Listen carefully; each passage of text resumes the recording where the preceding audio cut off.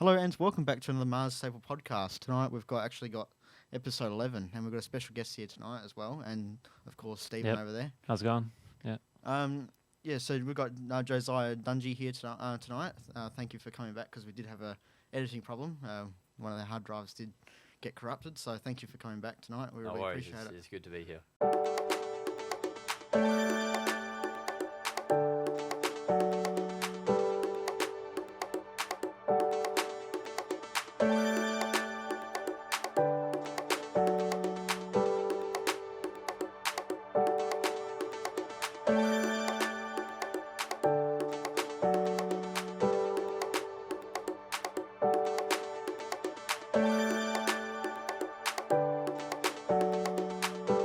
Hello and welcome back to another MaasStaplePodcast. Tonight we've actually got Episode11 and we've got a special guest here tonight as well, and of course Stephen over there. How's it going? So we've got Josiah Dunjey here tonight. Thank you for coming back because we did have a editing problem. One of the hard drives did get corrupted, so thank you for coming back tonight. We really appreciate it. It's good to be here. Yeah, so sorry, let's go on to the questions, shall we? yeah, we should, yeah. What inspired you to be a filmmaker? To be a filmmaker? Yeah. I think right from the get-go, I suppose, it was probably around the age of 9 or 10 when I started actually, picking up a camera and making movies with my friends. But yeah, I think probably about the age of 3 or 4, I watched Star Wars, A New Hope. And from there, it was other Spielberg movies. And basically, it was just the childhood movies that got me into storytelling. Okay. And, it just takes you to another world. And that's what really intrigued me. At first, I wanted to be the characters in those movies. Yeah. And as I grew a little bit older, it's obviously not possible. But then it grew more to making those characters in the movies. And that's, kind of what I was interested in. What characters inspired you? Harrison Ford's. Oh, okay, yeah. All of Harrison Ford's. Yeah. I think he's one of the greatest actors ever. Yeah.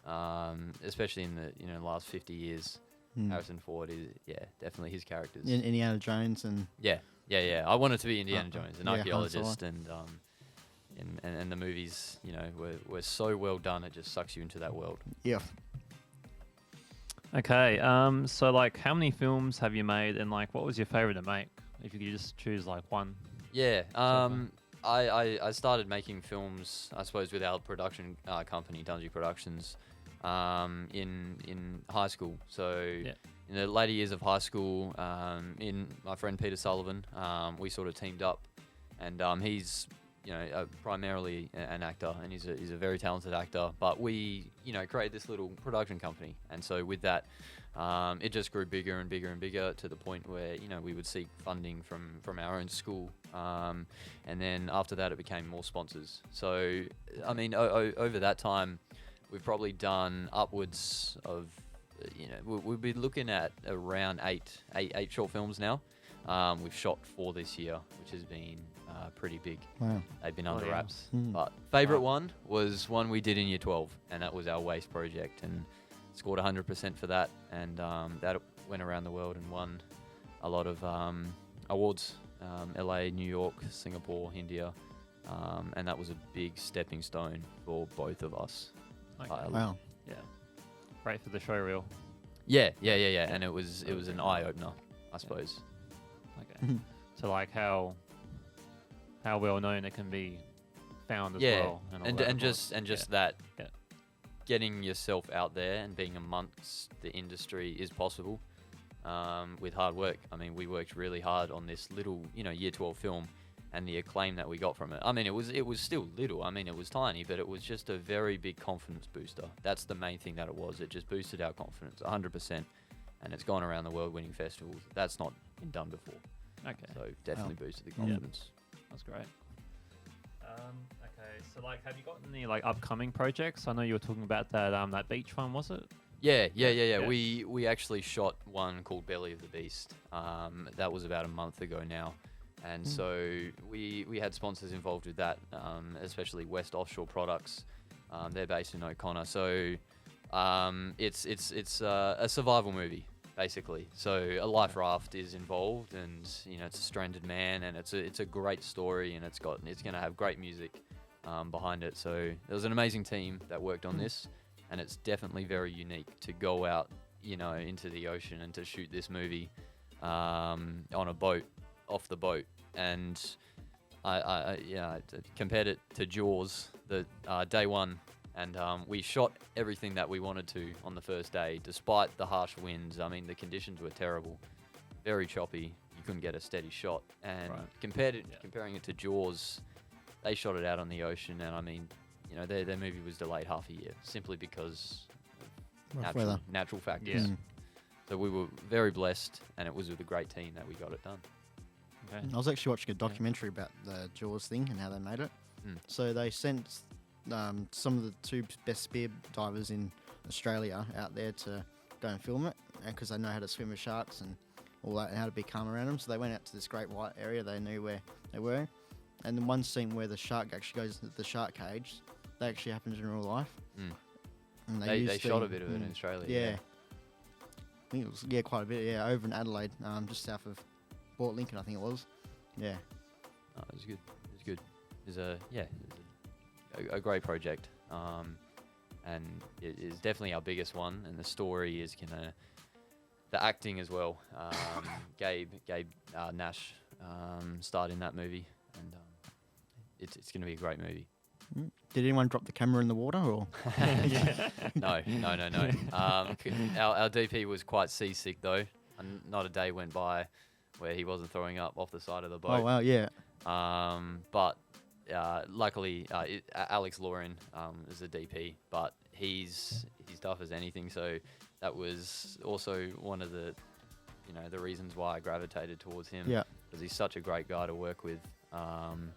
And no matter what happens, I just know he's going to keep carrying on, and he's going to shoot it, which is what, I think that's why everyone loves him as well. Doesn't give up. Yeah. Did he vomit on the camera? Like, did he get a good shot of recording and then lots of... No. Save card space. No deleted scenes then. Put them at the end of the credits. Marvel Cinematic credit scene. So, what's the most rewarding part of making a film as well? I guess we've kind of already gone over this a tiny bit. But being on set is very rewarding, especially if you've been a part of the project from the very start of it, till the end. Just getting onto set and seeing what was written and what was talked about is amazing. In my opinion, being on set is my favorite part, and then the premiere, and just everyone's reactions and showing it around, and getting feedback from it, and the build up, the nerves, before going in, of course. Yep. So shooting it and showing it. How about going down the red carpet like that, or? Well, I haven't done that personally yet. No. Could do that once in a life. Yeah. Yep. Or probably in other people's, they probably do it many times in their life, but you're going to do that one day. Yeah, definitely. Very soon. Okay.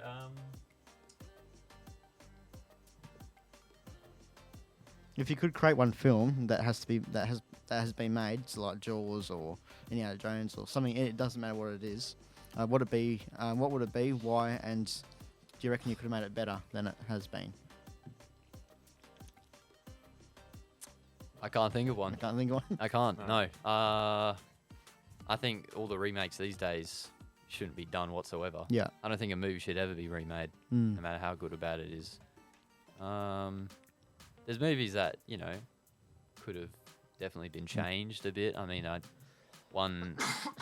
think I toy with is the one with John English, and I think it was Angelina Jolie, The Tourist. That was 2006. Oh, okay. That was a great movie. That was set in Italy, and I just reckon it was such a great, plot, great actors and everything, but it fell short. So it's just little things like that where things can be improved, but it's with every movie.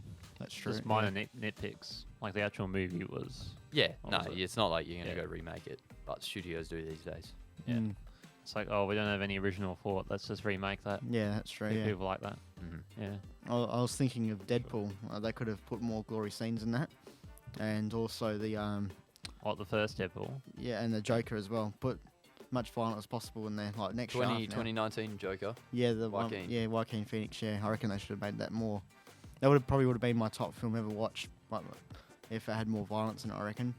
Wow. But my top film in the world is Titanic, James Cameron. Oh. Yeah. Oh, that's cool. Yeah, that's a great movie. Yeah. It's a great You got a favourite film like of all time, or?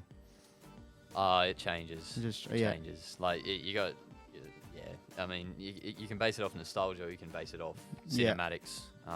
But right now, I think in the last, however many years since high school, it's been Goodfellas, Martin Scorsese's.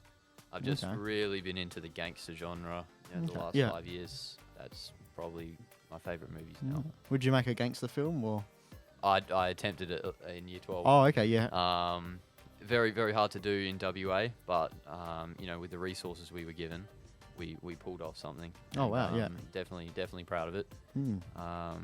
But yeah, all the Robert De Niro's Scorsese movies. Yeah. You could use King Street and Perth. I think that's one good place where you could probably film, and also in Fremantle. We used the Guildford back alleys. Oh, wow, yeah. It looked very 1920s. Yeah. The backlot kind of areas. Yeah, that would have been awesome, that one, yeah. It was pretty cool. Yeah. Yeah, so like, what were you thinking when you first saw the first film that you made, and you were actually watching it? Like, when you watched it back at the festival or whatever? Good question. Yeah. Do you mean premiere or editing? Finished product or premiere? Basically, yeah, the premiere. And Yeah, we'll say both. Yeah, we'll say both. Yeah. I think when I watch it alone, the final cut alone, or whether it's with Peter,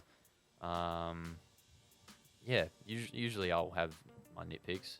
I don't think obviously no film we've made is perfect whatsoever. I mean, they're all just little startups, and that's the whole point of them, to just get better and better with each film. But then at the premiere, everyone's very supportive. That comes, which I really appreciate, and it kind of does cover over anything. That it's a lot of support and a lot of encouragement, basically.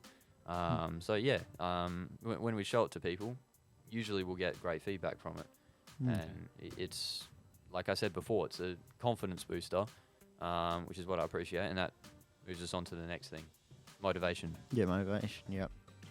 Have you done a thing where there's forums or something, and people can write down constructive criticism? I haven't done that. No.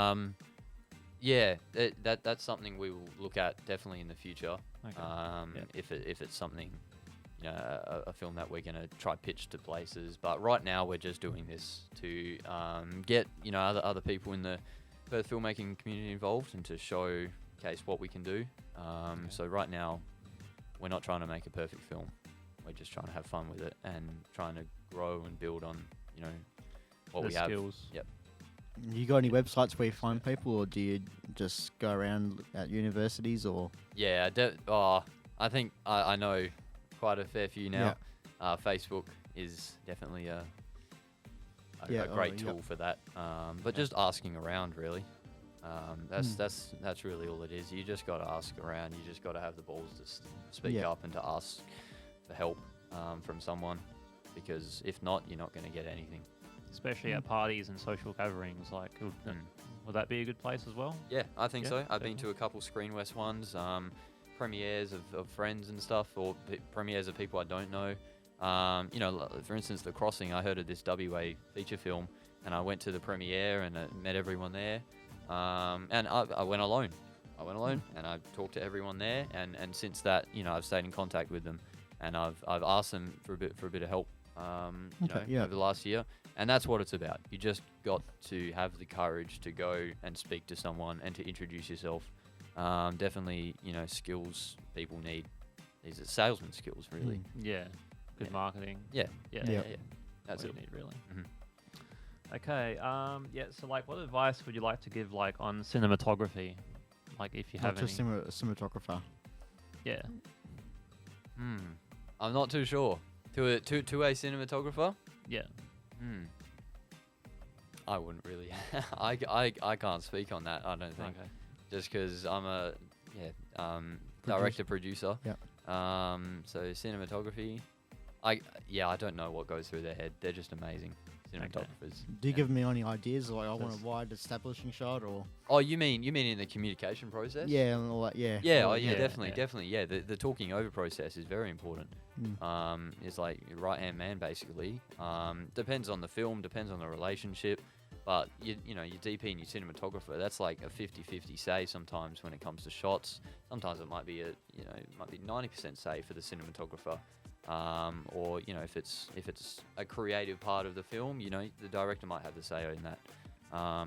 It's a very collaborative process, and you got to learn when to trust your DP and when for the DP to make a sacrifice for a creative decision. But what I love most about cinematographers is that they also have the creative vision as well as a director. Yeah. Alright, I think we'll catch up for a break there. Alright, we'll go segment 2. Segment 2? Yes, we'll go segment 2 after this. No so make sure you subscribe to us on YouTube, Facebook, TikTok, Twitter, Instagram, and also check out our website at MaasStaple.com, which should be down below here somewhere. It should be there. Yeah. Alrighty. Should be down there somewhere. Alrighty. Alright. 3, 2, we'll see you soon. MaasStaple.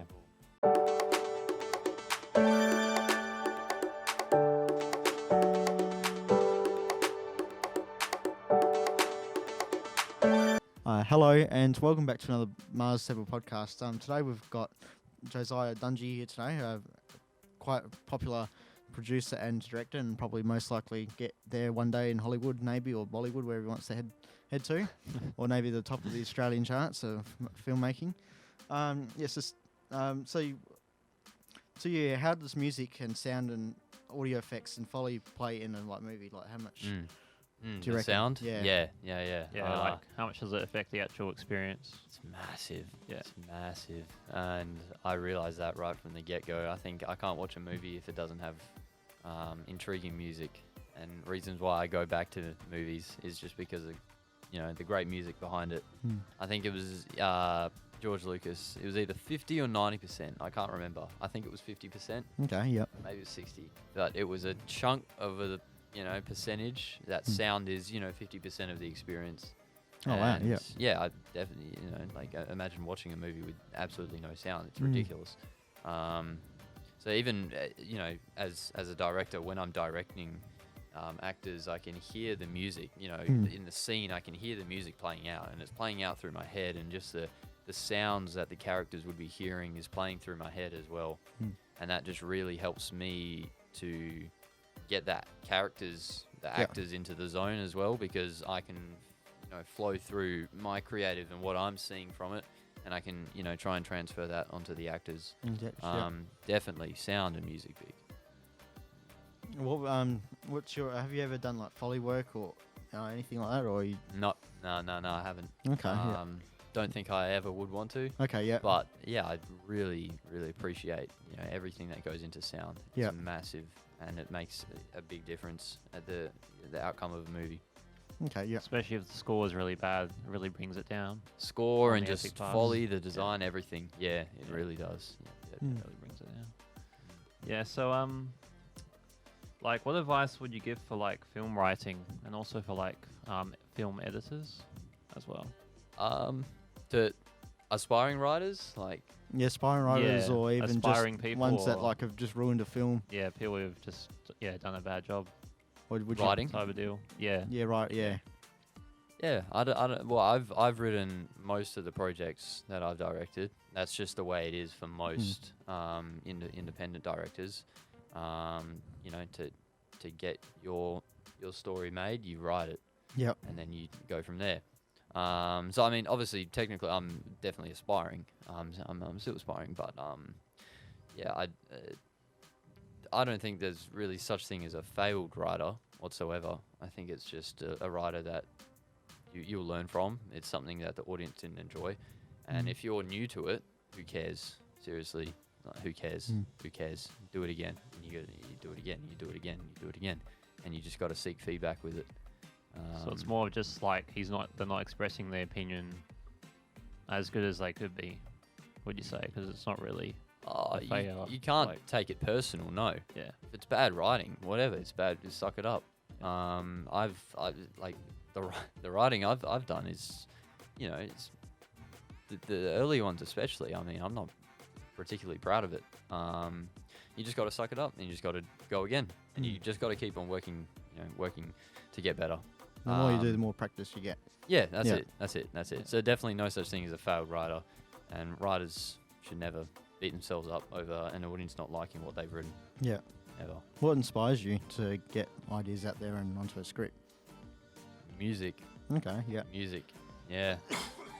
Music is a massive thing. Just listening to scores, it gets my brain flowing. Okay, yeah. And ideas spring up from that. Yeah. So a lot of music. Obviously real life events as well, but that's just something unique that I can put out there. Would you make a Sydney Siege film? About the Sydney, one that happened at Lint Cafe? Yeah. I reckon that'd be quite interesting. It would be pretty interesting, I think. So yeah, I think that'd be a great story to tell. I'll give you some ideas. I've actually got a concept book at home. I wrote over many years. I've been into film and all that, and so I've actually got a concept of how you can actually start off that film. And actually, at the start, it was towards Christmas, and I'll get towards that a little bit later on. Well, when we're off camera, I'll tell you the idea. Maybe you could put that in your script if you wanted to. Yeah. Yeah. No, it's interesting. I think it'd be a great story, an Aussie story as well. So, like, what advice would you give to editors, like film editors? Oh yeah, to editors as well. If it's specifically film, I think don't fuck up. I know it's hard. It's definitely hard to get into a film. If you're trying to get into film editing, that's very hard. Yeah. TV, it's a bit easier, especially in WA. But, in terms of drama for film, it's very hard. There's not much whatsoever.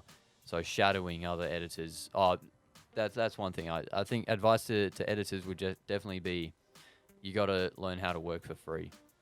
Okay. You got to learn how to work for free to start off, and you got to work for free. It's really for anything in the industry. You got to work for free to start, and then you go from there. If you come out with a degree, or you come out TAFE, or you're in TAFE, you're doing a degree, and then you pitch, you want to get a job as an editor, and they say we can't pay you, and you take offense to that. It's not for you. It's not for you. Okay. So like, is there like a specific time frame you would say as well to that, or would you just say like? Obviously it depends on the person. Yeah. But I think you got to prove yourself first, I think. And that's only because there's so little roles available. Yeah. Right? It's compare it to the, like a professional basketball. There's 400 professional NBA players in the entire world of 7 billion people. You have 400 people. You know how many people that want to play basketball, and you only got 400. Millions that play it. That's the thing. Crazy. There's a small amount, and it's the same goes for the film industry. Very small amount, finite amount, which is why you got to take, pay cuts, and you got to prove yourself first. That's the same for anyone. Same for me. I'm still doing it. Same as producers, directors, all that kind of carry on. Right? Yeah. Everyone in the industry. Actors as well. You don't get handed a contract. No. Yeah. Especially if it's a low budget film too. If you had like $1 million to work with, it's probably a little bit different, but then you have to, once you pay someone, you have to pay someone else. Yeah. You can't just pay certain people. Yeah. Yeah, so like, if you could do like one position on a film shoot for the rest of your life, what would it be? Would it probably be the producing, directing? On set, it'd be director. Yeah. And then obviously around that, producing. Looking forward, I would never... the producing side has to come in the pre-production, and then once the shooting begins, that's it. Not producing anymore. It's the directing side of it. That's the very important switch over that I've learnt from other WA directors, and I mean ultimately that can be the downfall of a not really a project. Sometimes it can be the downfall. Not that I've seen it, but just on certain days, the stress levels can be very high for a director that's also managing the producing roles of it. It's insane. There's just you can't focus on the one thing. The director's mind has to be clear and it has to be creative. It can't be in the logistical manner of a producer. You can't have both. Yeah. Have you ever thought of having? mentally Oh, stuffed. yeah, go on. I was gonna say it's just too mentally Yeah. stuffed. Yep. Yeah. Have you ever thought of having like doing a movie and you rely on someone else to produce the film and you just stick to directing? Oh yeah, absolutely, Yeah. absolutely. But I haven't really found The right producer. no. Yeah. I know a couple now. Yeah. Who worked on with Home Ignorance, Josh Scattergood and Aaron Attewell, and they're great. Oh, yeah, great, yeah. Great mates. Jordan Prince Wright as well. Oh yeah, yeah. You know, people like that have helped me out around, but it's never yet to the point where you hand it all over to them, and it's a big responsibility on them. Yeah. If they want to do it or not. You know, a lot of their life, it's a lot of months. You know, for a feature, it's years. Too big of a time commitment. Can be. Yeah, it can be. Yeah. Yeah, can be. Okay, so like, what was the most important lesson that you had to learn that has had like a positive effect on the films that you made? Oh, that's tough.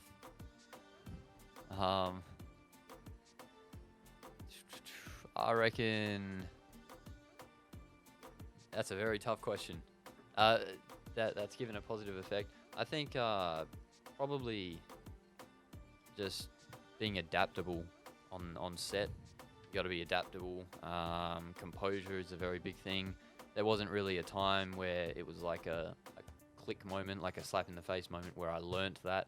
It's just over time, just gradually, just like it's kind of a thing where you kind of, once you're on set, you kind of sink into this role and you just stay in that role, and everything else that goes around you need to realize that other crew have their own responsibilities, and just really sticking to your responsibilities and trusting in your crew as well.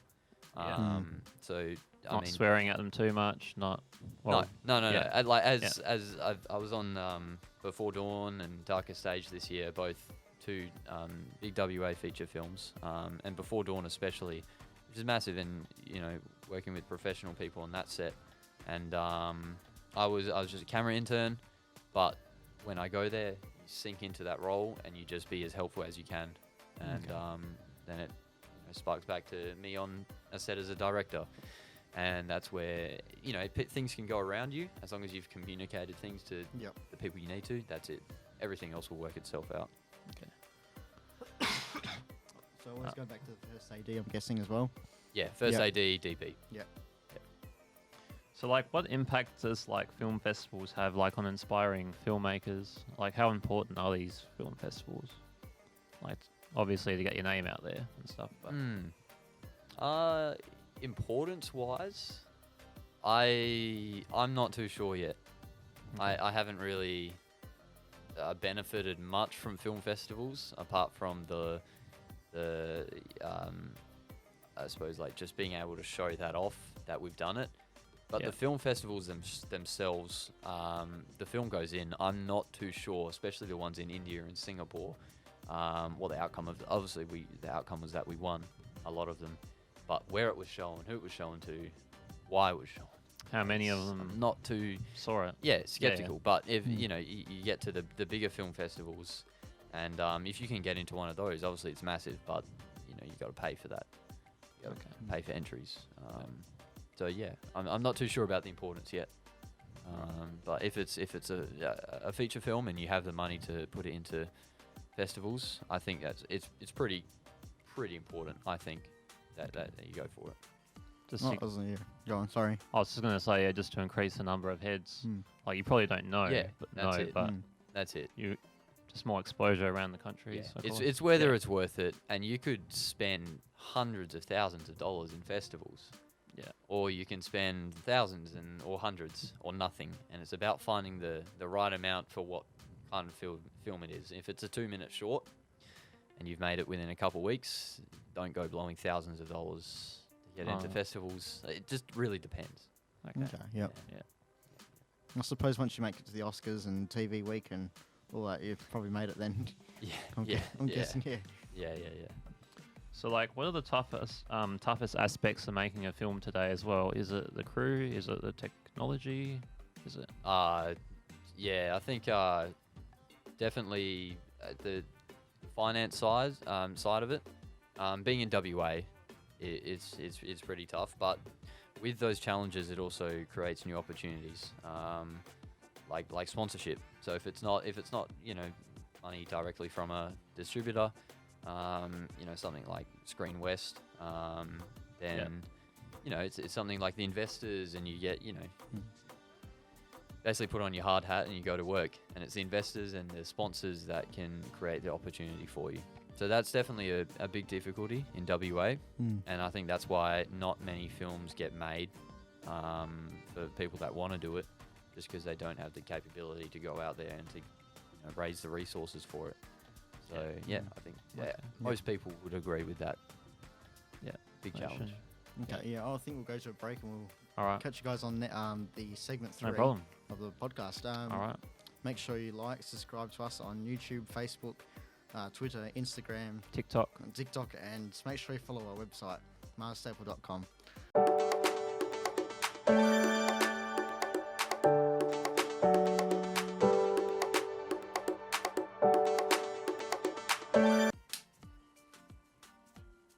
Hello and welcome back to another MaasStaple podcast. We're actually on segment 3 at the moment. We're interviewing Josiah Dunjey. So our next question that we follow up on was, have you got any funny moments or stories with co-workers that you could share with us? Or There's a lot. Yeah, there's a lot. There's a lot. That's what happens when you make movies with your friends in high school, especially. Yeah. Oh, yeah. Could go on for hours, which I won't. But the first movie we made in year 11, first thing comes to mind is, I think, lighting a fire in the Nangara Pine Plantation. Oh, okay, The World War II film. And basically, camera died in the middle of them. This was a school night as well. Oh, okay, yeah. Camera died, so we rushed back to school. We charged the batteries, and we had a bunch of loopy people walking around the forest, and everyone's getting a bit scared. That was a great moment, especially having our media teacher there. Yeah. I mean, even coming to that gangster film I talked about, we were shooting Red Roof Bar and Grill. They kindly supported the film and closed down for us for 3 days. So we could film in it. And our stunt double, Joel Menage, he stunted for Levi Miller in Before Dawn, but he was doing a slide, and he was very eager about sliding on the deck of the floor to get behind a table. So basically he's ducking for cover from bullets, and he's going to slide along the floor and duck for cover. And he rehearsed it a couple times. We said, all right, you good to go, Joel? And he said, yeah, I'm all good. So we filmed it. We're rolling, and he goes for a slide, and it's a nail about this big and sticking out on the floor. And it gets his whole wrist all along it, and it was a big gash, so he had to get that stitched up. Came back to set the next day. I've got a question, sorry for that one. Yeah. Was that put in the take? Yeah, that's in the edit. Yeah, that's the one in it. If you pause it, you can see it comes open a little bit. Yeah. But obviously it's like a split second after, so there's no blood coming out yet. But just little things like that. There's so much more that everyone who was on set would know. But been a lot of fun times. Is what I enjoy about it. Have you got another one that you want to share, or not really? Or trying to think of one recent. I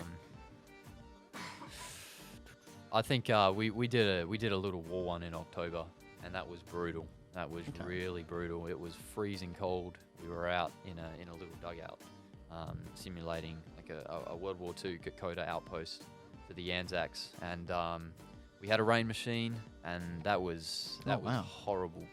Horrible. It was old water, and it was coming down. It was freezing cold, and on all the actors and myself, who was under an umbrella, and it's just things like that, just crazy things like that we go through just to get the shot for it. Would have made it look a little more real. Would have made it look more realistic anyway. The rain looks great, and everyone told me, can we switch the rain off? Blah blah blah. Why do we need rain? Things like that, and though I was the one in the rain, I was surprisingly the only one that saw the shot and said, no, we got to stick with it. Yeah. But I love the rain. Okay, yeah. It looked great. So, like, what is the benefit of working there that not many people know about? In the film industry. Yeah, in the film industry. Sorry. I think just the people, great people. It's a pretty niche environment. I mean, like, there's a lot of glamour to it, but it's really not that. And that's starting to come out a lot more in America, with the workers' rights and, all the strikes happening. Exactly, the strikes happening. So it's starting to be revealed a bit more that it's not Hollywood, it's not just the Hollywood parts. It's, Hollywood is 1% of the film industry, and the rest of it is less than 1%. And the rest of it is, things like hard-working people who will work 14 hours a day, days on, days out. And it's that niche kind of subject. But, I mean, the people makes everything worth it. I think that's my thing. Great people, and just being able to, make friends in that industry is great. And capture everyone's stories that they've got behind them as well. Yeah, exactly. And with that, you can sometimes get the glamour with it, and that's I think it's a testimony to how hard you can work. Yeah, and then you can start to share those stories with other people. You can also get inspiration when you're script writing as well. You talk, you can get bits from this person, because this person like A might have a different story to B and C, D. And you can collide them all together and think, okay, well, this person, it's actually a real thing, but it's just all the people collide as one character. Yeah. One cohesive unit. Yeah. So, why choose filmmaking, and what would you be doing if you weren't doing this right now? Do you reckon? I'm not too sure. Honestly, I don't know. I do a couple other things. The YouTube was one of them. Some basketball. I do a lot of little other things on the side, but I don't really have an answer for that. I think it would have just been film, and I think that's really always been. It's a passion. It's definitely been a passion. It's not always the career that I was going for, especially during the mid, years of high school. But towards late high school and, primary school was definitely film, a lot of it. I'm glad to stick with that. Okay. Really found the click in high school, would you say, or? Yeah, definitely when you were younger. The drive, definitely. And I know that there's definitely ups and downs. There'll be, months, periods where it goes completely quiet and, you don't have any support coming, and it's part of it. It's really just part of it. So I don't know. We'll see where it goes. Just got to find the small niche jobs in between. So I guess you kind of do have to adapt and maybe change roles. Especially in WA. Yeah, you got to be really adaptable. I'm not. I'm just trying my hardest really right now. So I don't know what the key is to it, but. It's all about learning, and it's all about motivating yourself and staying on the one path, I think. Not getting sidetracked with anything else, not being content either. Yeah, and staying in the one spot. Always wanting more, but criticising yourself at the same time. Yeah, I always want more. In Western Australia, most of the people that do all these film shoots are like ex-camera operators from like Channel 7 and all that. They usually get those kind of, like, the good paying ones. And that's because it's a small industry, everyone knows each other. Yep. And you only need one thing to go wrong and then you've got a bad name. Yeah. As well. So it's a very, very hard industry to get into, especially in West Australia and Australia as well. Once you get that bad name at one of the big channels, they talk to one another and they go, okay, no, we don't want to hire this person. Yeah. Doesn't even have to be a bad name. It can just be a small mention of he was great. He was all right. He was pretty good, maybe a couple of years, but he was great. And bang, they're not going to go with him. They're going to go with him. They're going to go with her. Yeah, it's just a slight mention, and depends on the perspective of who's saying it as well. Yeah, that's really it. Okay. All right, I think we'll end the podcast right there. You reckon? All right. I think that's a good ending bit. As we covered everything, or you would like that on? Yeah. I think that's pretty good. Everything okay? Yeah, I think we had a good episode tonight. Alrighty, so you go, Stephen. No problem, guys. Make sure you check out the Twitter, TikTok, Facebook. What else? Website. TikTok. Twitter, Instagram. There's so many of them. They're all down below anyway. Yeah, they will be down below in We'll start that bit again. So we got YouTube, Facebook, Instagram, Twitter. TikTok, and make sure you follow us on our website as well, at MaasStaple.com.au. Yeah, I think it's .au, isn't it? Yeah. Alrighty, yeah. Stay tuned for episode 12. Yeah, episode. We actually got Greg Bloom coming in the next episode as well. Yeah.